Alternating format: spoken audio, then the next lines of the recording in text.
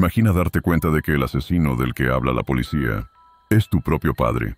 Hoy veremos casos de asesinos seriales que fueron delatados por sus propios hijos, cuando decidieron elegir la verdad antes que la familia. Antes de empezar, te invito a dejar tu like, suscribirte al canal y activar la campanita. Y cuéntanos en los comentarios desde qué país o ciudad nos estás viendo. Empezamos.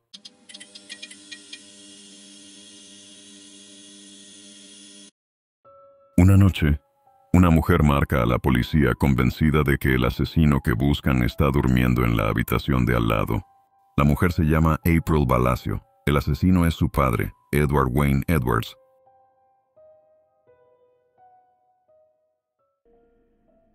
Cuando April levanta el teléfono ya no es una niña, es madre. Vive en una casa amplia en el campo junto a su esposo y sus 3 hijos adolescentes, en un entorno que cualquier persona consideraría estable y tranquilo, pero por dentro no está en paz. Desde hace tiempo las noches se le hacen largas, llenas de recuerdos sueltos de su infancia. Mudanzas repentinas, discusiones violentas, disparos dentro de casa, noticias de desaparecidos. Su vida de niña se le aparece como un rompecabezas al que siempre le faltaron piezas. Una de esas noches de insomnio, ya en el año 2009, April se sienta frente al computador. Empieza a escribir, uno por uno, los nombres de los pueblos donde vivieron cuando ella era pequeña. Lo hace casi como un ejercicio para la memoria, pero también buscando algo que no termina de entender. Abre el navegador y junta 2 palabras, caso sin resolver y el nombre de una ciudad. Nada. Prueba con otra vez nada, así pasa varias noches, hasta que un nombre le golpea la memoria. Watertown, en el estado de Wisconsin, en el medio oeste de Estados Unidos. Habían vivido allí un verano, cuando ella tenía alrededor de 11 años. Escribe, caso sin resolver 1980 Watertown, Wisconsin. En la pantalla aparecen los Sweetheart Murders, los asesinatos de 2 adolescentes, Tim Hack y Kelly Drew, pareja de novios de 19 y 20 años, desaparecidos después de una boda en un salón de fiestas rural llamado Concord House, cerca de Watertown, en el condado de Jefferson. Lee, que se fueron de la recepción y nunca regresaron, que más tarde se encontraron ropa rasgada y, meses después, los cuerpos en un área de campo. Fue una de las búsquedas más grandes en la historia de Wisconsin. El caso quedó congelado durante décadas. April siente cómo se le acelera el corazón. Ese salón, Concord House, no le es ajeno. Recuerda que cuando la familia llegó a esa zona, acamparon justo al lado del lugar. Recuerda que su padre trabajó allí un tiempo como encargado de mantenimiento. Recuerda también que se fueron de la zona de manera repentina, poco después de que en el pueblo se empezara a hablar de 2 jóvenes desaparecidos. De pronto los recuerdos sueltos se alinean. El salón, la boda, la desaparición, la mudanza apresurada. Ella misma contará más tarde que empezó a temblar mientras leía, porque de repente se acordó de todo. No es la primera vez que April siente que algo no encaja. Desde niña, percibía un patrón que nadie le explicaba. Cada vez que la familia se mudaba, poco después aparecían rumores de alguien asesinado o desaparecido en el lugar donde habían vivido. De adulta lo resumirá en una frase simple. Los niños no son tontos. Siempre parecía haber una persona asesinada en los sitios donde ellos habían estado. Esa sensación la acompañó durante años, pero nunca tuvo pruebas. Ahora, frente a la pantalla, por primera vez tiene un caso concreto, con fecha, lugar y víctimas, que coincide de forma exacta con un fragmento de su infancia. Antes de llamar a la policía, April llama a su hermana. No busca detalles, busca permiso moral. La hermana le recuerda lo que esa llamada podría significar para todos, para sus hermanos, para su madre, para las parejas e hijos de cada uno. Le pide que piense en las familias. April también piensa en las familias, pero en las otras, la de Tim Hack, la de Kelly Drew, y en todas aquellas de las que ella sospecha que nunca tuvieron respuestas. Ese conflicto entre lealtad a la familia y necesidad de verdad va a acompañarla en cada paso. Para entender por qué esa sospecha pesa tanto, hay que volver al origen de la historia, mucho antes de esa búsqueda en Internet.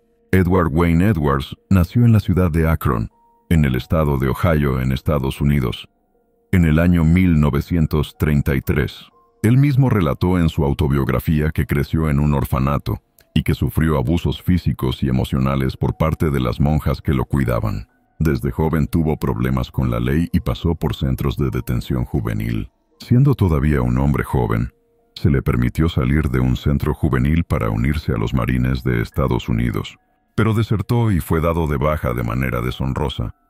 Después empezó a moverse por el país, tomando trabajos ocasionales como estibador, vendedor de aspiradoras y hombre de oficios varios. En 1955 escapó de una cárcel en Akron y se dedicó a asaltar gasolineras en distintos estados, sin molestarse en ocultar su rostro. Años más tarde diría que no se disfrazaba porque quería hacerse famoso.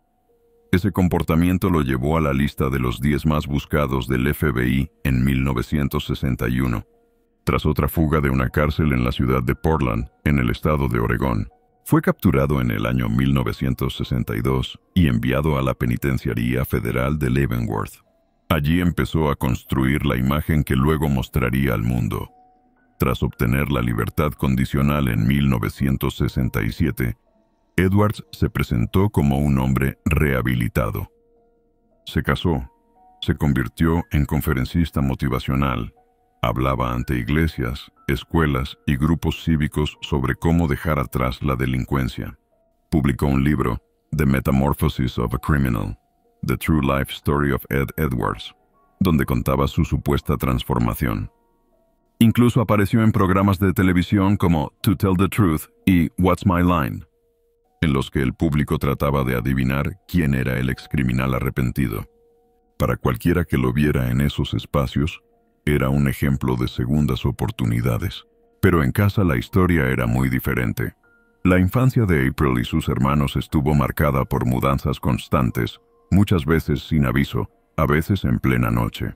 En público, Edwards sabía ser encantador, gracioso y atento con los vecinos. Dentro del hogar podía volverse impredecible y violento. En una ocasión disparó un rifle dentro del salón de la casa, delante de los niños. En otra, obligó a April a disparar una escopeta. El retroceso casi le disloca el hombro. También se obsesionaba con las noticias de crímenes en los periódicos y con programas sobre asesinos. Ese contraste entre el buen vecino y el hombre armado y controlador que veían puertas adentro fue debilitando la imagen de padre protector que April quería mantener. Entre mediados de los años 70 y finales de los 90, mientras la familia entraba y salía de diferentes estados, Edwards cometía al menos 5 asesinatos en Ohio y Wisconsin. Los primeros reconocidos oficialmente ocurrieron en agosto de 1977, cuando William Billy Lavaco y Judith Judy Straub, una pareja joven del estado de Ohio, fueron encontrados muertos a corta distancia de un automóvil abandonado en un parque de la zona de Norton. Ambos habían sido ejecutados con una escopeta. El caso quedó sin resolver durante años. 3 años después, en 1980, otro doble homicidio sacudió el Medio Oeste. Tim Hack y Kelly Drew desaparecieron tras asistir a una boda en Concord House, cerca de la localidad de Concord, en el condado de Jefferson, Wisconsin. A ese caso la prensa lo llamó los Sweetheart Murders, los asesinatos de los enamorados. Edwards fue interrogado en su momento porque trabajaba en el lugar, pero no había pruebas suficientes y quedó libre. Para la familia de April, era solo otro cambio de ciudad más, otro verano que terminaba con una salida apresurada.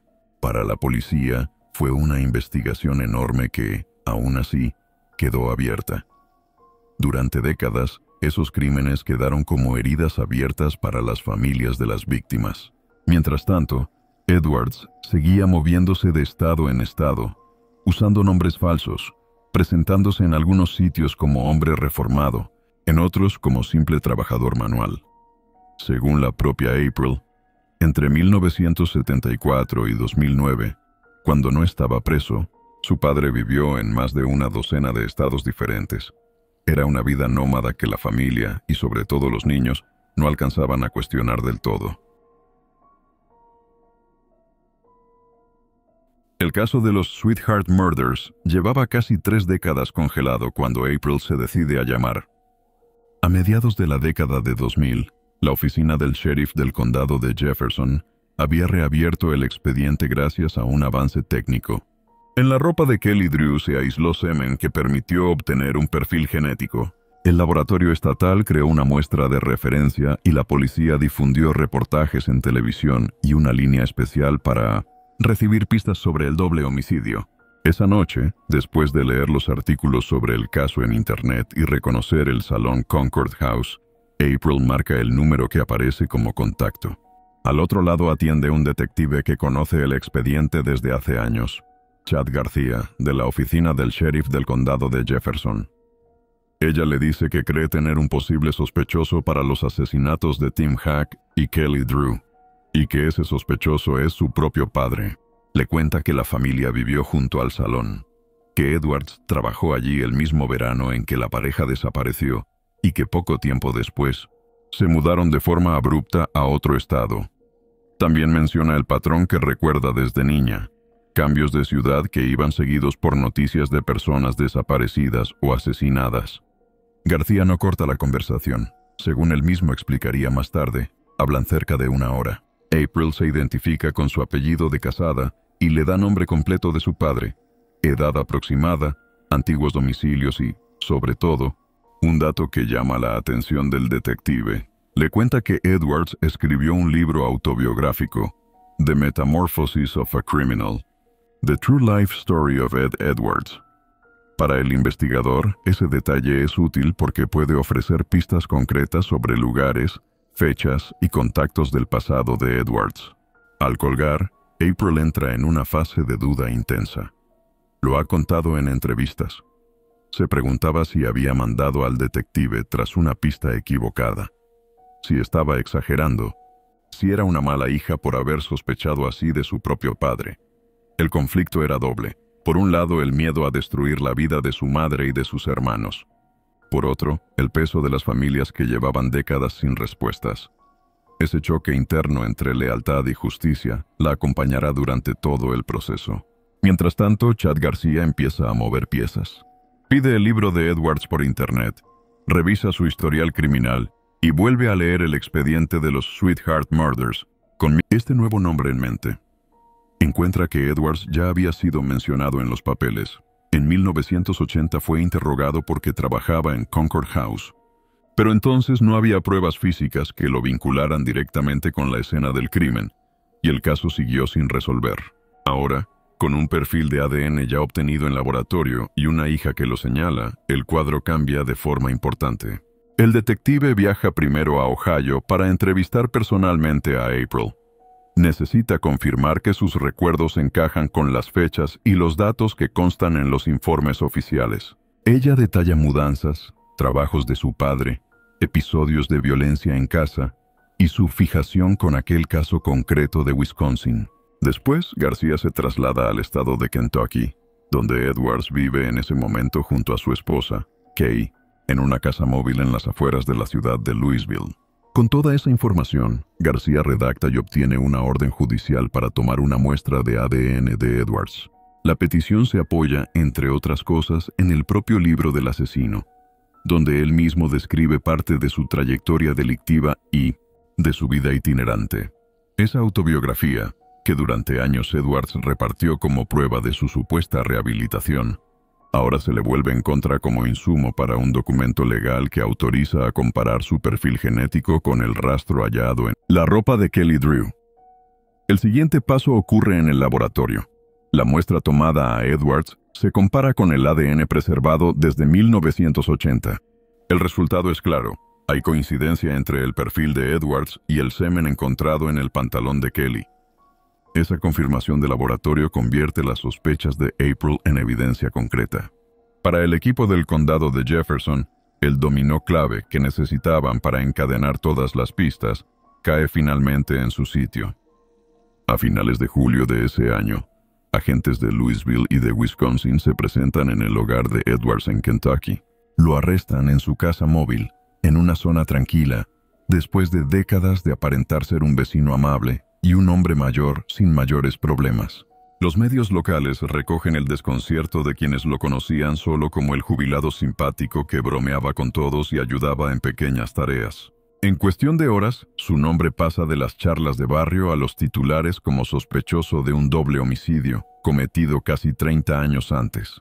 Tras la detención, Edwards es trasladado a Wisconsin.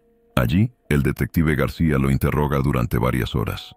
Al inicio, Edwards intenta una explicación parcial. Admite haber tenido contacto sexual con Kelly, pero sostiene que fue algo consensuado y niega haber cometido asesinato. Esa versión no se sostiene frente al peso del expediente. La evidencia forense muestra ligaduras en muñecas y tobillos de la joven, signos de estrangulamiento y heridas de arma blanca en el cuerpo de Tim Hack. Con el ADN confirmando su presencia, la coartada de un encuentro voluntario pierde credibilidad. Con el tiempo, Edwards empieza a admitir responsabilidad no solo en las muertes de Tim y Kelly, sino también en otros casos. Reconoce su participación en el doble homicidio de William Billy Lavaco y Judith Judy Straub, cometidos en el estado de Ohio en el año 1977, y en el asesinato de su hijo adoptivo, Danny Boy Gluckner, ocurrido en el estado de Ohio en la década de los 90. En total, terminará confesando 5 asesinatos, los mismos por los que será finalmente condenado en 2 estados diferentes. El primer asesinato por el que Edwards fue condenado ocurrió en el estado de Ohio, en el verano de 1977. William Billy Lavaco, de 21 años, y Judith Judy Straub, de 18, eran una pareja joven que llevaba alrededor de 8 meses saliendo. El 7 de agosto, el auto de Judy apareció estacionado en el parque Silver Creek Metro, en la localidad de Norton, con su bolso y sus zapatos aún dentro del vehículo. Familiares y policías organizaron una búsqueda en la zona de pastizales altos del parque, apoyados incluso por un helicóptero de la Guardia Nacional. No tardaron en encontrarlos. Los cuerpos de Billy y Judy estaban tirados en el suelo, a poca distancia uno del otro. Ambos habían sido ejecutados a quemarropa con una escopeta de calibre 20.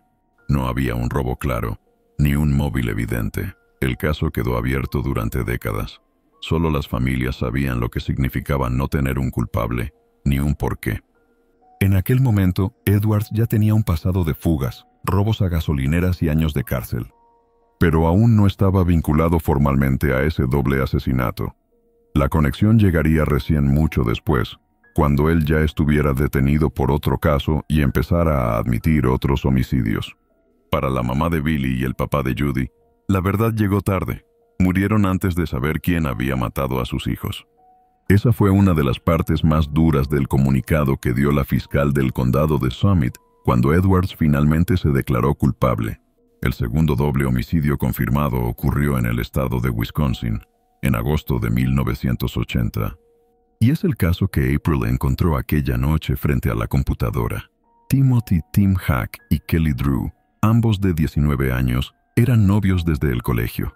Él era un chico de campo al que le gustaban los tractores y los concursos de fuerza. Ella acababa de terminar sus estudios de cosmetología y empezaba a trabajar. Fueron juntos a una boda en un salón rural llamado Concord House, cerca de la localidad de Concord, en el condado de Jefferson. Según los reportes, la pareja fue vista por última vez alrededor de las 11 de la noche, saliendo de la recepción. Se suponía que después se reunirían con amigos en un festival local, pero nunca llegaron. El padre de Tim denunció la desaparición al día siguiente.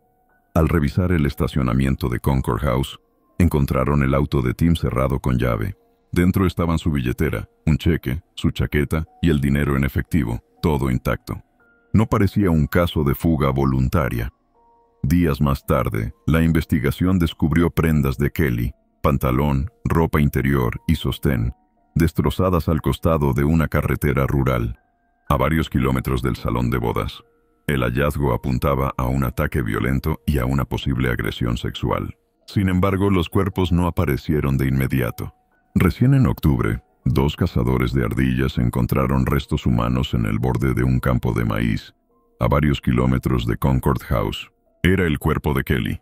Cerca de allí localizaron el cuerpo de Tim. La autopsia determinó que él había sido apuñalado y que ella había sido atada y estrangulada, con indicios de agresión sexual.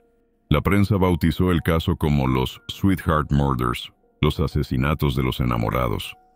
Durante casi 3 décadas, nadie fue llevado ante la justicia por esas muertes.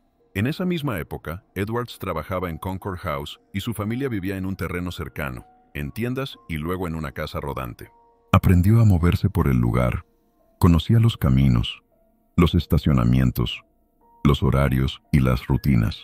Fue interrogado en su momento, pero no había ADN ni testigos que lo señalaran con claridad, así que quedó libre. Años más tarde, cuando el laboratorio obtuvo un perfil genético de la ropa de Kelly y April llamó para hablar de su padre, los investigadores por fin tuvieron algo sólido que comparar. El resultado ya lo conocemos. La muestra coincidió con Edwards. El último asesinato conocido de Edwards es distinto. No fue una pareja en un parque o a la salida de una boda, sino un muchacho que vivía en su casa. Su nombre de nacimiento era Danny Lowe Glockner. En la década de 1990, el joven empezó a vivir con los Edwards en el estado de Ohio, y la relación se volvió tan cercana que él mismo decidió cambiar legalmente su nombre a Danny Boy Edwards. Era como un hijo para el asesino. Danny se enlistó en el ejército de Estados Unidos. Edwards lo animó a firmar la cobertura máxima del seguro de vida para militares, un beneficio llamado SGLI. El monto era claro, $250,000 con Edwards como beneficiario. Más adelante, cuando Danny resultó herido y el ejército se preparaba para darle una baja médica, él quedó en una situación vulnerable, entre el entrenamiento y la salida formal. En ese punto, Edwards lo convenció de irse ausente sin permiso, a AWOL, y lo llevó de regreso a la zona de Burton, en Ohio. En 1996, Edwards citó a Danny en un cementerio cercano a su casa, en un área rural. Según lo que luego él mismo contó a la prensa y a los investigadores, lo llevó hasta un lugar apartado. Apoyó una escopeta de calibre 20 contra su cuerpo y disparó 2 veces, causándole la muerte. Después enterró el cadáver en una tumba poco profunda en un campo junto al cementerio.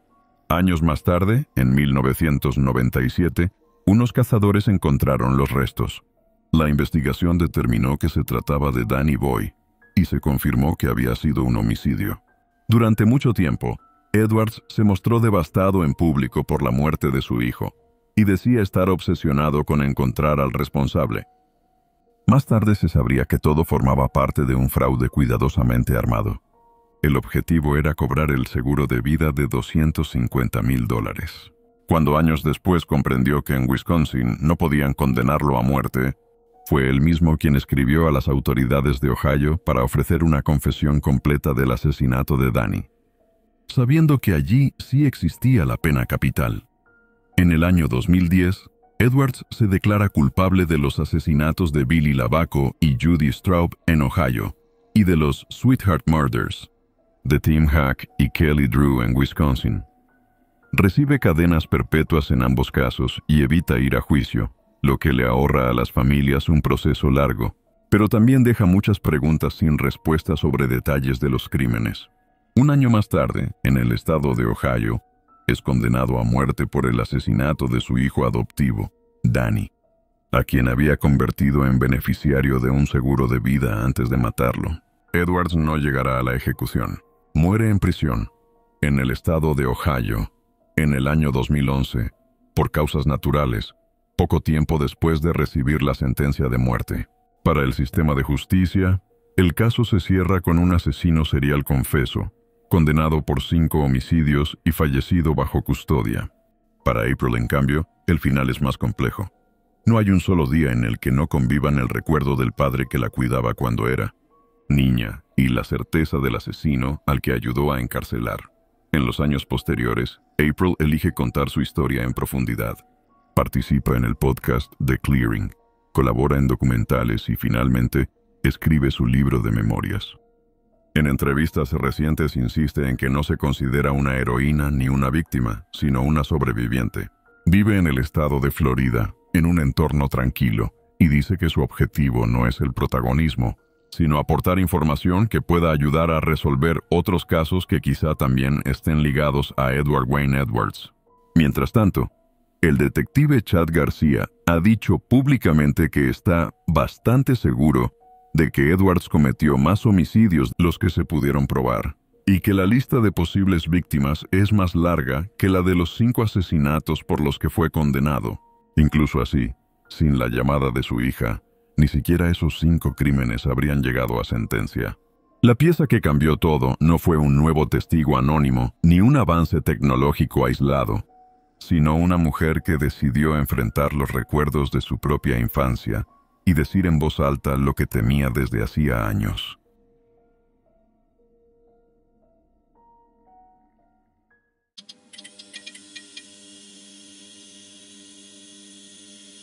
Una adolescente entra a clases en Gloucester con el uniforme arrugado, la mirada fija en el piso y una decisión ya tomada. Ese día va a contar lo que pasa en su casa, aunque eso signifique destruir a su propia familia. Lo que le confiesa en voz baja a su mejor amiga será el inicio del fin para uno de los matrimonios criminales más conocidos del Reino Unido. Fred y Rose West.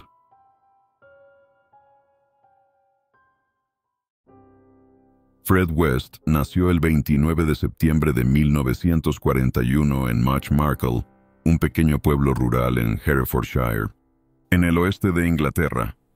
Creció en una familia pobre, dedicada al trabajo agrícola, en una casa sin electricidad y con recursos muy limitados. Desde pequeño estuvo acostumbrado a los trabajos duros del campo y a un ambiente donde la disciplina era estricta y la violencia física no era algo extraño. Era el hijo favorito de su madre y eso le dio cierta sensación de impunidad dentro de la familia. En la adolescencia, Fred ya mostraba problemas de conducta. Tenía fama de ser impulsivo, mentiroso y de meterse en líos. Sufrió al menos 2 accidentes importantes. Uno en moto, cuando era todavía muy joven, y otro al caer desde una estructura elevada. Esos golpes en la cabeza marcaron su historial médico y, según varios análisis posteriores, pudieron influir en su comportamiento, aunque está claro que no lo explican todo. También empezó a robar de forma ocasional y a tener problemas con la policía por pequeños delitos. A finales de los años 60, Fred ya era un adulto con un historial complicado. Se casó primero con Catherine Rena Costello, una mujer de origen escocés. Con ella y con otra pareja anterior se fue formando un núcleo familiar enredado. La pequeña Charmaine, su hijastra, y la niña Anne-Marie, su hija biológica. La relación con Rena era violenta, celosa y muy inestable. Había episodios de maltrato, infidelidades, desapariciones temporales de alguno de los dos y visitas frecuentes de los servicios sociales por el estado de las niñas. Esa dinámica tóxica fue el escenario en el que Fred aprendió a controlar y aislar a las mujeres de su entorno. Mientras tanto, en otro punto del país, nacía la persona que se convertiría en su compañera en los crímenes. Rosemary Pauline Letts, conocida como Rose, vino al mundo el 29 de noviembre de 1953 en Northam, en el condado de Devon, al suroeste de Inglaterra.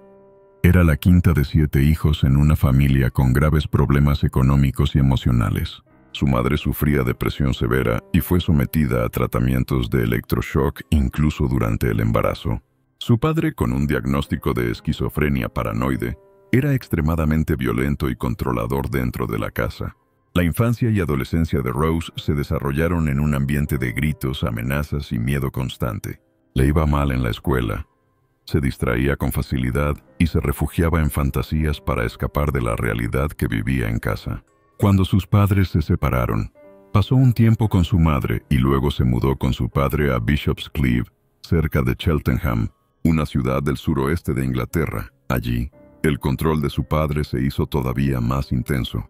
Ella empezó a buscar atención y afecto fuera de casa, aunque fuera de personas mucho mayores que ella. A comienzos de 1969, Rose, que tenía 15 años, conoció a Fred West, que ya rondaba los 27, en una parada de autobús en Cheltenham. Al principio le pareció un hombre extraño, descuidado y bastante mayor para ella. Pero Fred insistió. Volvía una y otra vez a la misma parada. Se sentaba junto a ella, le hablaba, y poco a poco fue rompiendo sus defensas. Llegó incluso a enviarle un regalo a través de otra mujer para llamar su atención. Y luego se presentó en la tienda de pan donde Rose trabajaba para invitarla a salir otra vez, esta vez cara a cara. Rose terminó aceptando. La relación se volvió intensa muy rápido. Rose empezó a ir con frecuencia al lugar donde Fred vivía en ese momento, un parque de caravanas donde residía con Charmaine y Anne-Marie, las dos niñas que estaban bajo su cuidado. Para una chica que venía de un hogar roto, con un padre violento, la idea de formar parte de una familia y sentirse necesaria con esas niñas resultó atractiva. Pero lo que encontró no era un hogar normal, sino un ambiente de control, celos y manipulación. Fred la llenaba de atención, pero también empezaba a aislarla del resto. Los padres de Rose se alarmaron enseguida. Veían a su hija menor de edad envuelta con un hombre mucho mayor, con mala reputación y con rumores de que la estaba arrastrando a una vida de prostitución y de conductas de riesgo. Fueron a los servicios sociales y denunciaron que su hija, con 15 años, estaba teniendo una relación sexual con un hombre adulto. La respuesta oficial fue internar a Rose en un hogar para adolescentes con problemas en Cheltenham, para intentar cortar el vínculo. Pero cada vez que le daban permiso de fin de semana para visitar a su familia, Rose aprovechaba para escaparse y ver a Fred. El intento de separarlos no funcionó. El día que cumplió 16 años, Rose salió del hogar de menores y volvió con sus padres, pero ya había tomado una decisión. En cuanto Fred salió de una breve condena de cárcel por delitos menores, ella dejó la casa familiar y se fue a vivir con él. Poco después, Fred recuperó a las niñas que estaban bajo custodia de los servicios sociales y las llevó con ellos. Así, con Rose todavía siendo una adolescente, se formó una especie de familia, donde Fred, Rose, Charmaine y Anne-Marie convivían en un pequeño espacio, con el control absoluto de Fred y un nivel de violencia que iba en aumento. En ese contexto empezaron a desaparecer personas cercanas al entorno de Fred. Primero Anne McFall, una niñera embarazada que trabajaba para él, y después la propia Rena, su primera esposa. Ambas desaparecerían a finales de los años 60, sin que en ese momento nadie lograra reconstruir del todo qué había pasado. A comienzos de los años 70, la relación entre Fred y Rose ya mezclaba celos, violencia y un control casi total sobre las niñas que vivían con ellos.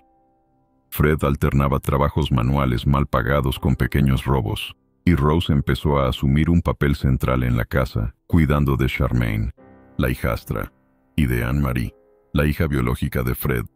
Lo que desde fuera podía parecer una familia desordenada pero normal, por dentro era un ambiente de miedo constante, castigos físicos y abusos que las niñas no tenían cómo denunciar ni a quién explicar. En 1971, Fred fue enviado a prisión por delitos menores.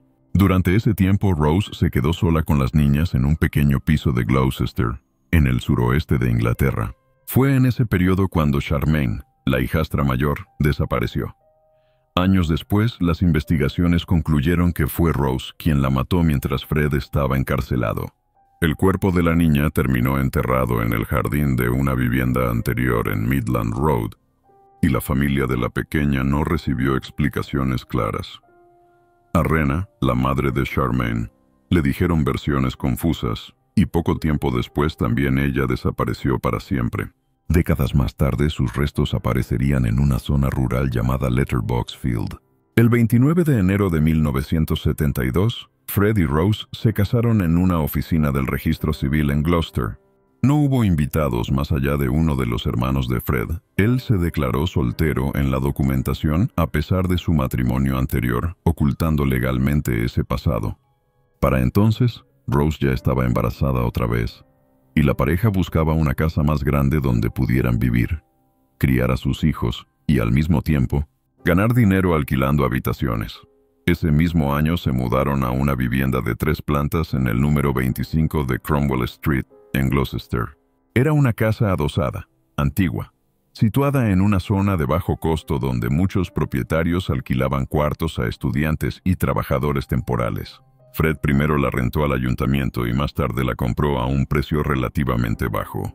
Para obtener ingresos extra, convirtió las plantas superiores en habitaciones para inquilinos y colocó una pequeña cocina y un lavamanos en el rellano para que los huéspedes no tuvieran que bajar a la parte donde vivía la familia. Solo Fred y los suyos podían usar el jardín, un detalle que en ese momento parecía una simple manía, pero que después resultaría clave. Con los años, esa dirección sería conocida en todo el país como la House of Horrors. Mientras la familia crecía, también aumentaba la violencia dentro de la casa. Fred y Rose tuvieron más hijos, pero lejos de ser un hogar protector, el número 25 de Cromwell Street se convirtió en un lugar donde los gritos, los golpes y los abusos eran parte de la rutina diaria. Los niños vivían bajo la amenaza constante de castigos físicos severos y, en varios casos, de agresiones sexuales, algo que solo mucho tiempo después pudieron relatar con palabras. Para los vecinos, sin embargo, Fred era el hombre que hacía reparaciones, conducía su furgoneta y se mostraba sociable. Rose era la madre que lavaba ropa y cuidaba niños. Nadie imaginaba lo que ocurría en las habitaciones cerradas con llave y en el sótano. Además de sus propios hijos, Fred y Rose se rodeaban de jóvenes vulnerables. Alquilaban cuartos a chicas que necesitaban un lugar barato donde vivir, o les ofrecían trabajo como niñeras. Una de ellas fue Caroline Owens, una joven que aceptó trabajar como niñera para la pareja a comienzos de los años 70.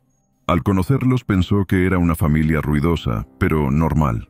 Muy pronto, sin embargo, se dio cuenta de que Fred y Rose no la veían como una empleada, sino como alguien que podían manipular y usar. Tras un episodio de violencia y abusos, Caroline consiguió escapar y, con la ayuda de su madre, fue a la policía. La denuncia de Caroline llevó a que Fred y Rose fueran detenidos y acusados de agresión y otros cargos graves. Era una oportunidad importantísima para que el sistema frenara lo que estaba pasando en Cromwell Street. Pero Caroline, traumatizada y avergonzada, se sintió incapaz de contar todo en un juicio. Cuando se retiraron las acusaciones más graves, la pareja aceptó declararse culpable solo de cargos menores. Al final, salieron en libertad con una simple multa económica. La propia Caroline intentó quitarse la vida al enterarse del resultado. Para las autoridades fue un caso cerrado. Para Fred y Rose fue una lección de que podían llegar muy lejos y seguir impunes. Poco tiempo después de ese juicio, empezaron las desapariciones ligadas directamente a la casa de Cromwell Street. Una joven llamada Linda Gough, de 19 años, que era conocida del entorno de la pareja, se mudó como inquilina al número 25. Era sociable, tenía relaciones con algunos de los otros huéspedes y no parecía tener motivos para irse sin avisar. De repente, desapareció. Cuando su madre fue a preguntar por ella, Rose le dijo que Linda se había marchado para buscar trabajo en otra ciudad. Años más tarde, los restos de Linda aparecerían enterrados en la propiedad de los West. Durante los años siguientes, varias chicas jóvenes desaparecieron en la zona. Algunas eran inquilinas, otras eran estudiantes, otras vivían en hogares de acogida y se movían solas por la noche. Muchas veces la última vez que se las vio fue cuando hacían autostop o esperaban un autobús. El patrón, que en su momento nadie logró ver completo, se reconstruyó recién en la década de los 90. Fred y Rose las atraían a la casa, las mantenían retenidas y luego las asesinaban. Sus cuerpos terminaban enterrados en el sótano o en el jardín de Cromwell Street, en pequeñas fosas que Fred cavaba y tapaba con cuidado. Mientras tanto, dentro de la familia, los hijos crecían con una idea deformada de lo que era normal. Para ellos, los gritos, los castigos y los secretos eran parte de cada día. Escuchaban comentarios que no entendían del todo, veían llegar y desaparecer jóvenes, y aprendían que en esa casa había temas de los que no se hablaba. Una de esas niñas, Heather, hija de Fred y Rose, empezó a darse cuenta de que lo que vivían no era una familia más estricta o dura, sino algo profundamente peligroso. Heather comenzó a contar en la escuela que en su casa pasaban cosas graves. Ese impulso de hablar, de no callar más, sería años después el inicio de la caída de sus propios padres. Pero en esta etapa, en plena década de los 70 y comienzos de los 80, ninguna alerta prosperó. La policía tuvo oportunidades. Los servicios sociales tuvieron informes. Algunos vecinos notaron cosas raras, pero nada acabó de encajar en una investigación profunda sobre Fred y Rose. Los dos se sentían cada vez más seguros, convencidos de que podían seguir actuando sin consecuencias. Ellos controlaban la casa de Cromwell Street, decidían quién entraba, quién salía y quién no volvía a ser visto. En los años 80, la casa del número 25 de Cromwell Street ya era un mundo cerrado. Los hijos de Fred y Rose crecían escuchando gritos, viendo castigos constantes y aprendiendo, desde muy pequeños, que en esa casa había temas prohibidos. Entre todos ellos, Heather, nacida a comienzos de los años 70 en Gloucester, en el suroeste de Inglaterra, empezó a darse cuenta de que aquello no era solo una familia dura, sino algo profundamente dañino. Era una chica tímida, reservada, que cargaba con años de maltrato físico y sexual dentro de su propia casa. Heather empezó a hablar. En el colegio, con algunas amigas cercanas, comentó que en su casa había abusos y violencia, que tenía miedo de su padre y de su madre. No daba todos los detalles, pero dejaba claro que el ambiente en Cromwell Street era insoportable. Al mismo tiempo, dentro de la casa, Fred y Rose la veían como una amenaza. La hija que estaba creciendo, que quería irse, que empezaba a contar lo que pasaba, eso generó un clima de tensión constante entre ellos. Cada vez que Heather discutía, o que alguno de sus hermanos se quejaba, había una frase que se repetía como una especie de broma macabra. Fred les decía que si hablaban o se portaban mal, acabarían debajo del patio como Heather. Al principio, para los chicos, esa frase sonaba más a amenaza que a confesión, pero con el tiempo se convirtió en una de las claves del caso. No era un comentario aislado, lo dijo en varias ocasiones, y los hijos lo recordaron después palabra por palabra cuando finalmente pudieron contar su historia. En 1987, cuando Heather tenía 16 años, ella empezó a buscar la forma de salir de casa. Se habló de un posible trabajo en un complejo vacacional en Torquay, en la costa de Devon, en el suroeste de Inglaterra. Esa idea de irse a trabajar a un sitio de vacaciones se repetiría después en las versiones que sus padres darían a cualquiera que preguntara por ella. Dentro de la casa, las discusiones entre Heather y sus padres se volvieron más fuertes, especialmente con Rose, que era extremadamente violenta con ella. El 19 de junio de 1987 fue el último día en que Heather fue vista con vida. Los hermanos recuerdan una discusión fuerte y luego simplemente su ausencia. Cuando preguntaron dónde estaba, Fred y Rose dijeron que Heather se había ido para trabajar a ese complejo vacacional en Devon. A un vecino, Rose le comentó que habían tenido una pelea terrible y que Heather había salido corriendo de la casa. Más adelante, cuando los chicos insistieron en que no tenía sentido que su hermana nunca llamara, los padres cambiaron la historia.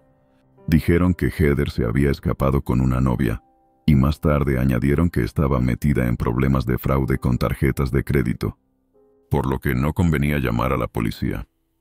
Esa mezcla de excusas, siempre cambiantes, levantó sospechas dentro de la propia familia. Pasaron los años y Heather no apareció. No llamó, no escribió, no volvió a ver a sus hermanos. Lo único que quedaba de ella eran las amenazas de Fred, las risas nerviosas cuando mencionaban el patio, y el silencio de Rose cuando alguien mencionaba su nombre. Para los hijos, el miedo era tan grande que nadie se atrevía a denunciar directamente, pero el tema nunca desapareció. Heather estaba ausente y la explicación de los padres no encajaba con la realidad. En agosto de 1992, todo dio un giro. Una de las hijas más jóvenes denunció que Fred la había agredido sexualmente en varias ocasiones y que en la casa había malos tratos constantes. La policía detuvo a Fred por agresión sexual a una menor de 13 años y a Rose por crueldad infantil. El caso, por la presión interna y el miedo de la niña, se vino abajo en el juzgado cuando ella no pudo declarar, y las acusaciones penales se cayeron en junio de 1993. Pero esa intervención dejó una consecuencia decisiva. Los 5 hijos más pequeños fueron sacados de Cromwell Street y enviados a hogares de acogida. Una vez lejos de la casa, en un entorno más seguro, los niños empezaron a hablar con los asistentes sociales y con los policías. Contaron los golpes, el control, los abusos. Y, entre esos relatos, apareció algo que llamó mucho la atención de los investigadores. Mencionaron una y otra vez las bromas de su padre sobre Heather y cómo él decía que estaba debajo del patio. Los trabajadores sociales entendieron que no era una frase cualquiera y que había una hija oficialmente ausente desde hacía años, que nadie había visto desde 1987. La policía empezó a revisar toda la información sobre Heather, Buscaron registros de trabajo en el supuesto complejo vacacional donde, según sus padres, estaba empleada. No había nada a su nombre. No había rastro de solicitudes oficiales, ni movimientos bancarios, ni documentos que mostraran que seguía viva. Solo estaban las historias contradictorias de Fred y Rose y los comentarios de los hijos sobre el patio.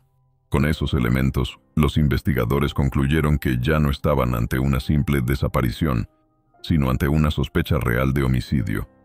El 23 de febrero de 1994, la policía de Gloucester obtuvo una orden judicial para registrar y excavar el jardín del número 25 de Cromwell Street, con el objetivo específico de buscar los restos de Heather. Al día siguiente, cuando los agentes llegaron y mostraron la orden, Rose, según los testimonios, se puso pálida. Luego se alteró y gritó a su hijo mayor que avisara a Fred. Durante las primeras preguntas informales sobre Heather, empezó a contradecirse, cambiando pequeños detalles de la historia que llevaba años repitiendo. Esa reacción reforzó la sospecha de que algo grave estaba a punto de descubrirse. Los agentes comenzaron a excavar el patio, en el mismo lugar del que los hijos hablaban desde hacía años. Al poco tiempo hallaron restos humanos. A través de los registros dentales, se confirmó lo que todos temían. El cuerpo era el de Heather West, aquella adolescente que había intentado contar lo que pasaba en su casa, que había desaparecido sin dejar rastro y sobre la que sus padres bromeaban. Estaba efectivamente enterrada bajo el patio familiar. Esa primera confirmación fue el punto de no retorno. Esa misma noche, después del hallazgo, Fred fue acusado formalmente del asesinato de su hija.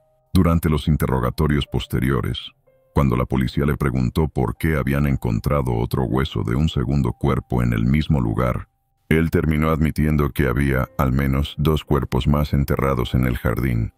Identificó a una exinquilina embarazada llamada Shirley Robinson y mencionó a otra joven cuya identidad, en ese momento, dijo no recordar. Lo que empezó como una investigación por la desaparición de Heather se transformó en una excavación completa de la casa, que revelaría una cantidad de víctimas que nadie imaginaba.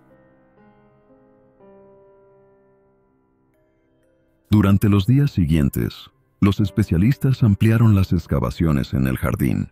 Cerca del lugar donde estaba Heather aparecieron más restos humanos.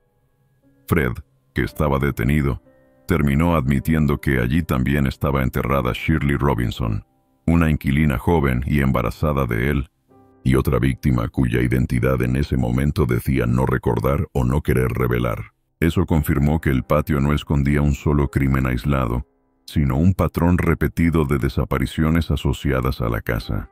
Ante esos hallazgos, los investigadores tomaron una decisión clave: registrar por completo toda la propiedad, no solo el jardín. Empezaron a abrir el sótano, los pisos, los rincones donde la estructura permitía cavar. Entre principios y mediados de 1994, el trabajo forense sacó a la luz más cuerpos de mujeres jóvenes, enterradas en el sótano y debajo de la casa. Cuando terminó esa primera fase, en el número 25 de Cromwell Street, se habían encontrado en total 9 víctimas, incluida Heather. Paralelamente, Fred colaboró a su manera, señalando otros lugares donde había enterrado víctimas en años anteriores. Antes incluso de vivir en Cromwell Street, llevó a la policía a un campo cerca de Much Marcle, en la zona rural donde había crecido, donde se hallaron los restos de Anne McFall, una niñera embarazada que había trabajado con él en los años 60. También indicó el lugar donde estaba enterrada Catherine Rena Costello, su primera esposa, en un área conocida como Letterbox Field. Se sumó además el hallazgo de Charmaine, la hijastra de Fred, enterrada en una antigua vivienda de Midland Road. Al final de 1994, el cuadro era brutal en números, aunque todavía incompleto. Las autoridades hablaban de al menos 12 víctimas confirmadas a lo largo de 2 décadas. Niñas, adolescentes y mujeres jóvenes, incluidas 2 menores que formaban parte de la propia familia. Entre los nombres que se pudieron identificar estaban, además de Heather, Linda Goff, Carol Ann Cooper, Lucy Partington, Therese Siegenthaler, Juanita Mott, Allison Chambers, Shirley Hubbard, la ya mencionada Shirley Robinson, Charmaine West, Rena Costello y Ann McFall. Los investigadores siempre sospecharon que podía haber más víctimas no localizadas y hasta hoy esa pregunta sigue abierta. Mientras la policía seguía excavando, Rose fue detenida y trasladada a una prisión de máxima seguridad. Primero la acusaron por delitos sexuales y de maltrato contra menores, y después las imputaciones se ampliaron a homicidio. A medida que surgían pruebas de que ella no era solo la esposa pasiva, sino que participaba activamente en los abusos y estaba implicada en varias muertes. Aún así, en cada interrogatorio repetía la misma frase: «Soy inocente». Esa línea defensiva nunca cambió. Fred, en cambio, alternaba entre dos papeles. A veces decía que era el único responsable y que Rose no sabía nada. Otras veces insinuaba que ella era más cruel y que había tenido un papel igual o mayor que el suyo. Para los investigadores quedaba claro que lo principal no era cuál de los dos había hecho qué en cada momento, sino que la casa había funcionado como un equipo, un sistema. Fred y Rose juntos, captando, controlando y haciendo desaparecer a víctimas vulnerables. En enero de 1995, antes de llegar a juicio por los cargos de asesinato, Fred West se quitó la vida en su celda en la prisión de Birmingham. Tenía por delante un proceso por al menos 12 homicidios. Se ahorcó usando parte del equipamiento de la celda, dejando tras de sí muchas respuestas incompletas y más de 100 horas de entrevistas grabadas donde combinaba confesiones, mentiras y medias verdades. Con su muerte, toda la responsabilidad penal directa pasó a recaer sobre Rose. El juicio contra Rosemary West tuvo lugar en 1995 en un tribunal de la Corona. Se le acusó de 10 asesinatos, 9 víctimas jóvenes vinculadas a Cromwell Street y la muerte de Charmaine, la hijastra que había sido asesinada cuando Fred estaba en prisión, lo que apuntaba directamente a Rose. Durante varias semanas, el jurado escuchó a antiguos inquilinos, familiares de las víctimas, antiguos amantes de la pareja y, sobre todo, a los hijos supervivientes que relataron los años de abusos en la casa y los chistes macabros sobre Heather bajo el patio. También declararon sobrevivientes que habían conseguido escapar antes de ser asesinadas, como la niñera Caroline Owens y otras jóvenes que habían sido agredidas y maltratadas, pero que, por miedo y vergüenza, no habían contado todo en su momento. Sus testimonios ayudaron a mostrar que el patrón de violencia sexual y física en la casa era sistemático, y que Rose no era un simple acompañante, sino una participante activa. En noviembre de 1995, el jurado declaró a Rose West culpable de los 10 cargos de asesinato. El juez describió sus crímenes como atroces y depravados, y la condenó a 10 cadenas perpetuas con una orden de cumplimiento total, es decir, sin posibilidad de libertad condicional. Años después, esa decisión se reafirmó, y Rose se convirtió en una de las pocas mujeres en la historia del Reino Unido con una condena de por vida absoluta.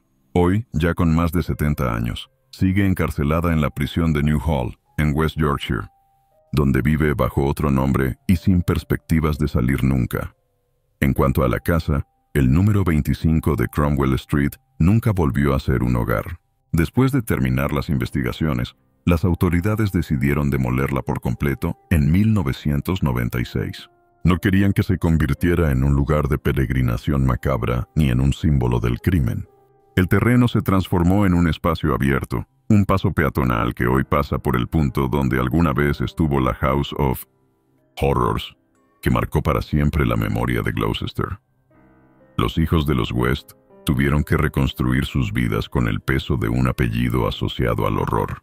Algunos cambiaron de nombre, otros han hablado públicamente en documentales, libros o entrevistas, contando lo que vivieron y cómo la desaparición de Heather, la hermana que quiso escapar y que no se cayó, terminó siendo la clave que permitió destapar todo. De una broma cruel sobre estar enterrada bajo el patio, se pasó a la comprobación de que era verdad. Y con ello se reveló también la cadena de víctimas que la pareja había intentado borrar. Hasta hoy, quedan preguntas sin respuesta. Se sospecha que puede haber más víctimas no identificadas, y que Fred, antes de morir, no contó todo lo que sabía. Rose, por su parte, nunca ha admitido su culpabilidad, ni ha colaborado para aclarar posibles casos adicionales. Lo que sí está claro es que, Gracias a lo que los hijos se atrevieron a decir fuera de la casa, especialmente las señales sobre Heather, se rompió un silencio que había durado casi 20 años. Una hija que los padres intentaron hacer desaparecer se convirtió al final en la razón principal por la que el mundo supo quiénes eran realmente Fred y Rose West.